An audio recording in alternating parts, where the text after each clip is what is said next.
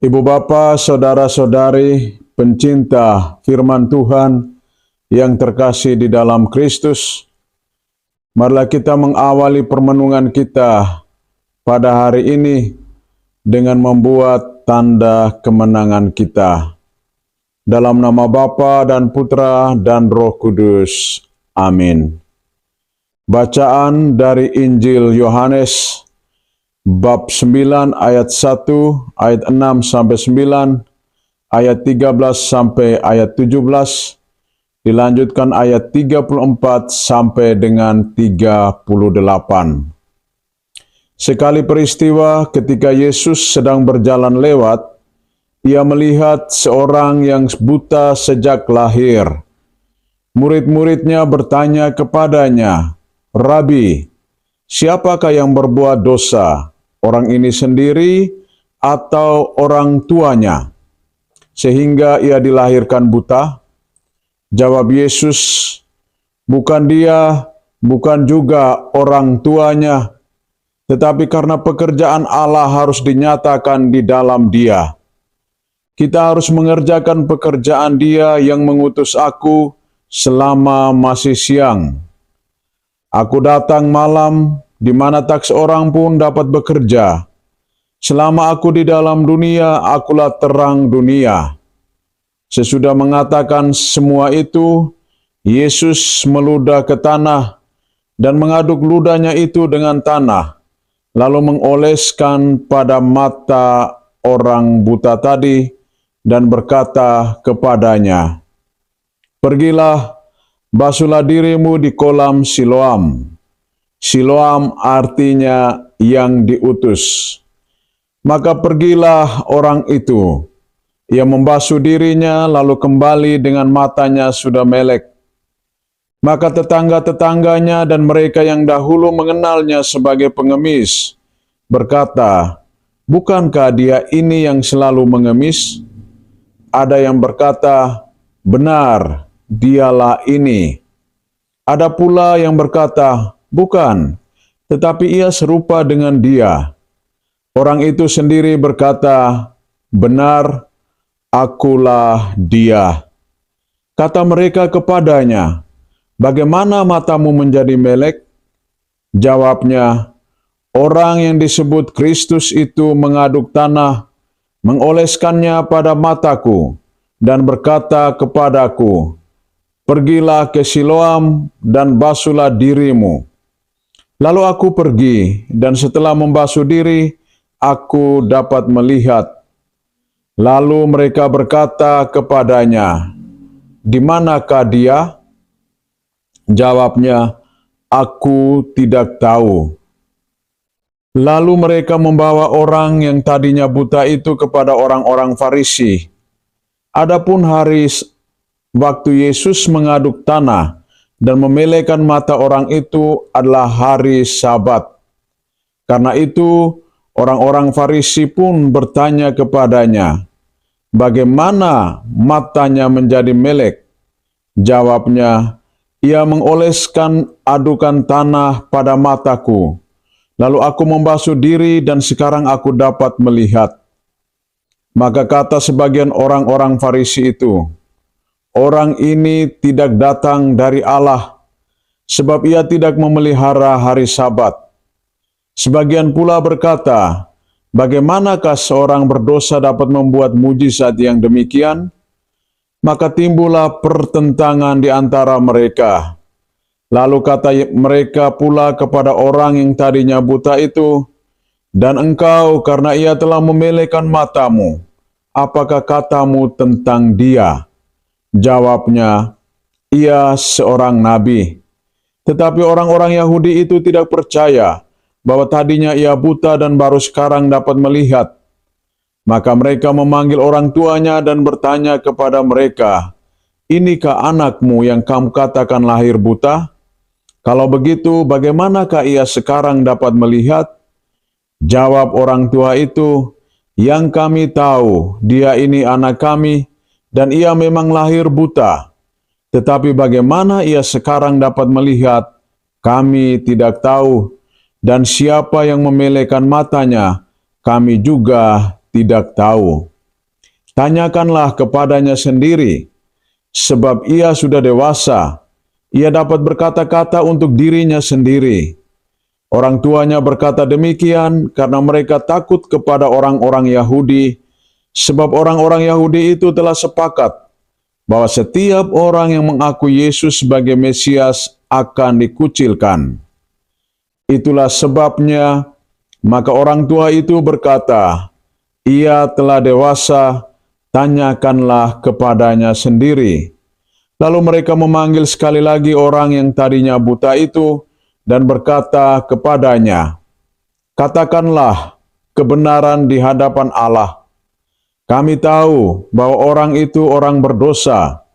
Jawabnya, "Apakah dia itu orang berdosa? Aku tidak tahu.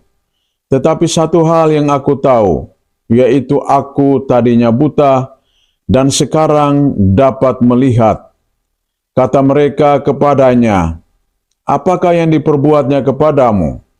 Bagaimana ia dapat memelekan matamu?" Jawabnya, "Telah kukatakan kepadamu, dan kamu tidak mendengarkannya. Mengapa kamu hendak mendengarkannya lagi? Barangkali kamu mau menjadi muridnya juga." Sambil mengejek, orang-orang Farisi berkata kepadanya, "Engkau saja murid orang itu, tetapi kami murid-murid Musa.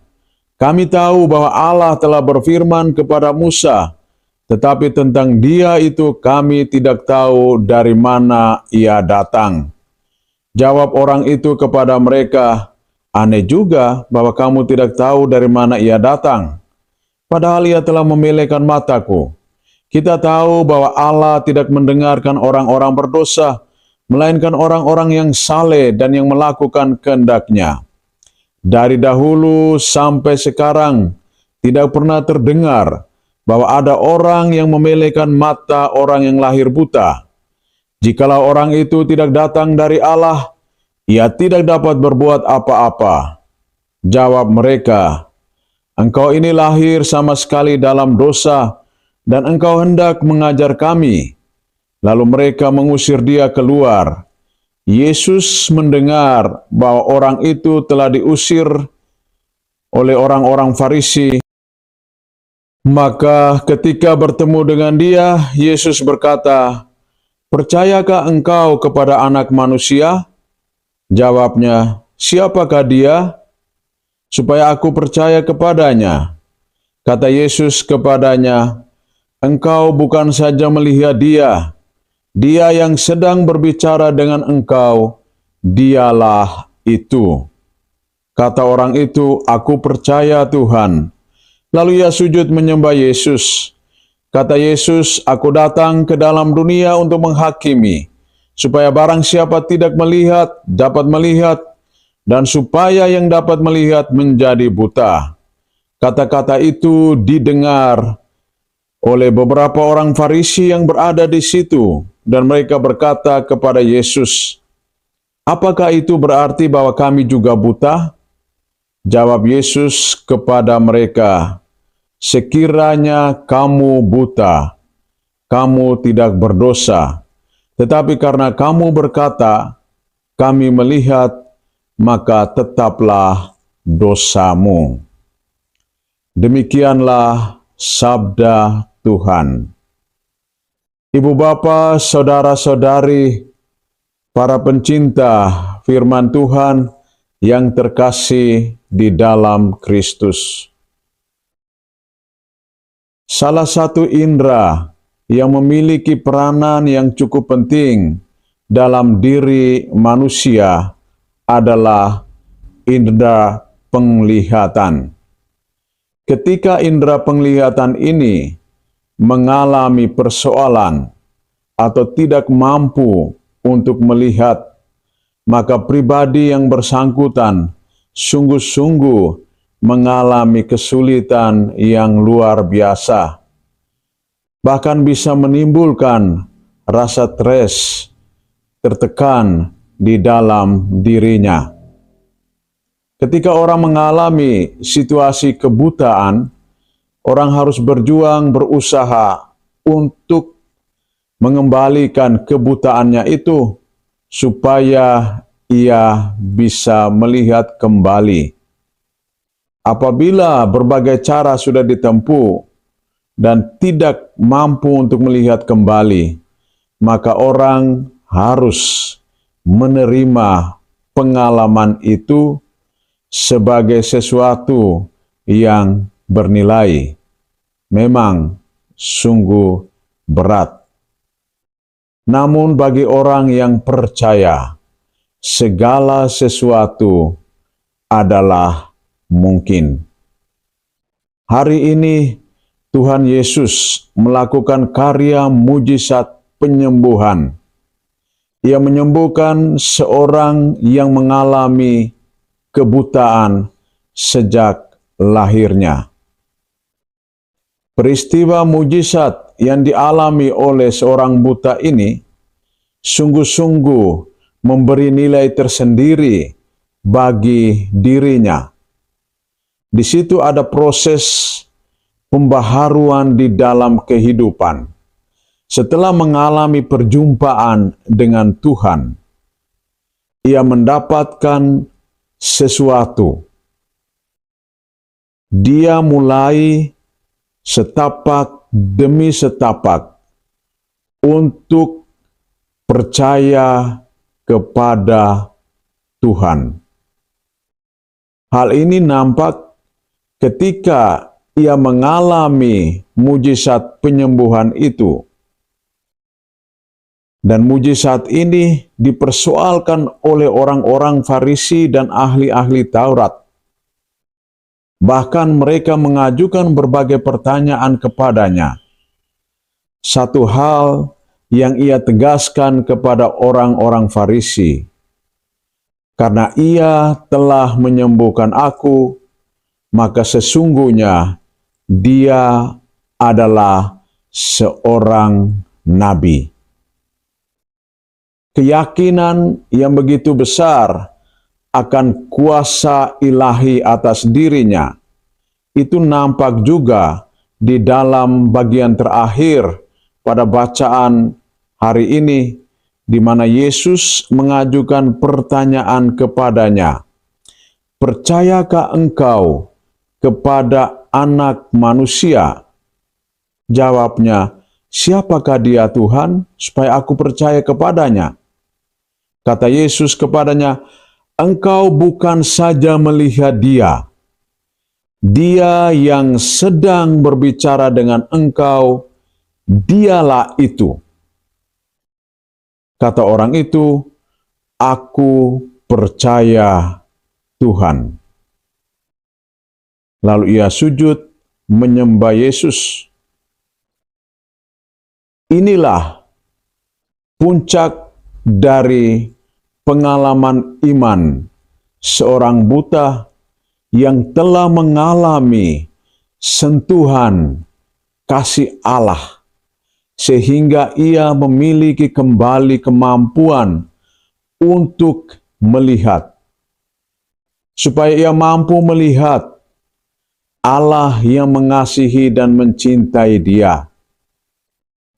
Ia disembuhkan dari kebutaan, supaya ia bisa melihat saudara-saudari yang telah mengasihi dan mencintainya. Ia juga telah melihat supaya dapat mengalami kehadiran Allah melalui ciptaannya yang begitu luar biasa. Hal senada juga ditegaskan di dalam surat Rasul Paulus kepada umat di Efesus, di mana Paulus menegaskan bahwa hendaklah kalian hidup sebagai anak-anak terang. Sebagai anak-anak terang akan menghasilkan nilai-nilai kebaikan, keadilan, dan kebenaran. Sebaliknya, orang-orang yang tidak hidup sebagai anak-anak terang, mereka bersekutu dengan kegelapan, Dan kegelapan itulah yang akan menghantarkan mereka kepada perbuatan-perbuatan yang tidak sesuai dengan apa yang dikehendaki oleh Allah sendiri.